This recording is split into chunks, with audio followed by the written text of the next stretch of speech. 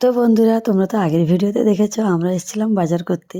তো বাড়ি ফেরার পথে নদীর ঘাটে এসে দেখি নৌকাটা চলে গেছে ওই পারে, আসতে অনেকটা লেট হবে। তো তার জন্য ঘাট থেকে একটু দূরে হচ্ছিল মা মনসার পুজো। পুজোটা 7-8 দিন ধরেই হচ্ছে, কিন্তু আমাদের আসার সময় হয়নি, বা হয়তো মা ডাকেনি। তো মা না ডাকলে তো কারোর আসা সম্ভব না। তো এখন হয়তো মার মন হয়েছে, তাই আমাদেরকে ডেকে নিল। তো দেখো, খুব অল্প সময় আছে, তবুও দেখো কী করে সুন্দর মায়ের থেকে ঘুরে গেলাম, মায়ের কাছ থেকে। তো তারপরে মা আর ভাই গিয়ে পুজো দিয়ে নিল। আর এখন এখানে মা প্রদীপ জ্বালাচ্ছে।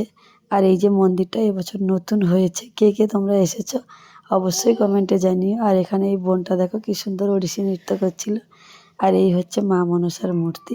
এখানে অনেকগুলো মূর্তি আছে, অনেক রকম অনেকভাবে হয়েছে। তো সব কিছুর বিস্তারিত আমি জানি না, তার জন্য তোমাদেরকে বলতে পারছি না বন্ধুরা, সরি। তোমরা যদি জেনে থাকো কমেন্টে জানিও। আর এই সব মূর্তিগুলো পুজোর পরে বিসর্জন দিয়ে দেওয়া হয়। আর ওই যে মন্দিরটা দেখলাম, ওই মন্দিরে মায়ের বিগ্রহ সারা বছর পুজো পায়। এখানে মা মনসা খুব জাগ্রত, তোমরা যদি কিছু মন থেকে চাও অবশ্যই মাথায় আশা পূর্ণ করেন। তো বন্ধুরা, এই ছিল আজকের মিনি ব্লগ। তোমাদের কেমন লাগলো কমেন্টে জানিয়ে। Tata, by.